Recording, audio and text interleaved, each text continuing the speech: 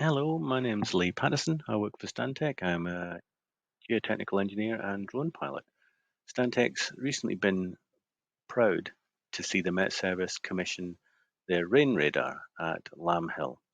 Now, Lamb Hill is located in beyond the back of the Silver Peaks in Dunedin. It's got an excellent view of everywhere around on a horizontal radar line, all the way down as far as the Lammerlaw Range to the southwest. It has a wonderful unobstructed view of the whole area. Now, originally, the client had been out on site and identified this is the high point, which is a trig station, a beacon, and there are a number of other high points that the client was interested in assessing as potential locations for the rain radar tower. Now, the tower has to be situated at an appropriate ground level so that they can put a 10, 15, 18, 22 meter tower potentially on it in order to clear other high spots such as surrounding hillsides.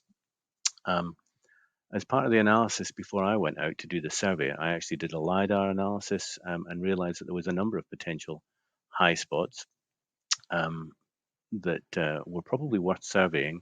And I had in my mind that this particular one down here might actually be the best location because of its proximity to the road and the fact that it had easy access, and it did seem like it might not be too much lower than the trig station. Here we did the survey, and these are actual ground levels from the survey, where we confirmed that this particular location is only, I think, 4 or 5 meters lower than the beacon. So we didn't need a terribly high tower in order to clear the beacon point or the local surrounding hills such as Mount Misery and Mount Allen that were present on site. Now, as part of the survey, we don't just get the ortho image, we also get our elevation model. This is quite an interesting tool for me because it did give me a chance to interrogate all of these potential high spots on a much more active basis. And as you can see, as I raise the contour of interest up, you start to see that some sites are a wee bit lower than the trig station and this hump to the side. And we could see part of the areas that we were interested in trying to avoid.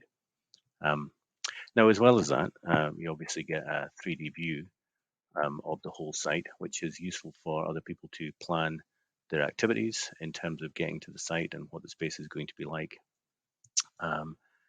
As much as the survey is obviously including the trig station, this was useful for me to go back and revisit the potential site from a geotechnical perspective, and I could start seeing that there was rock outcrops everywhere, and that this was a very useful tool for us to be able to really picture that the ground conditions were actually not going to be a problem at all. As well as that, I did go out and fly what I call a balloon shot.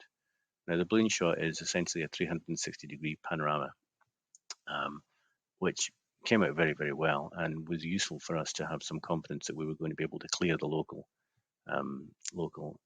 hills. I annotated this in, I'm embarrassed to say, in paint, but the joy of bringing some of these models into the Google Photos album is that if it catches up quickly enough, it can be useful as a tool to be able to view things spherically. Our spherical panoramas come up with a little symbol saying that you can see them in the round, as it were. So as well as having obviously the plan view and part of our 3D view, we get this view here, which hopefully will catch up. Yeah, okay, so this was, excuse the resolution, it'll catch up, but this was a useful way to pan the site and have an inspection of what the Mongatu is in the south, or the Rock and Pillar Range off to the west. And we knew that we were quite easily going to clear Silver Peak and Mount Allen to the south because our trig station was 673 and they were only 3 or 4 meters higher. So again, a lot of this was planning, but it did allow us to have a very, very good visualization of the site. And yeah, I'm delighted that the client appreciated our services. We can't wait to do the next one for them.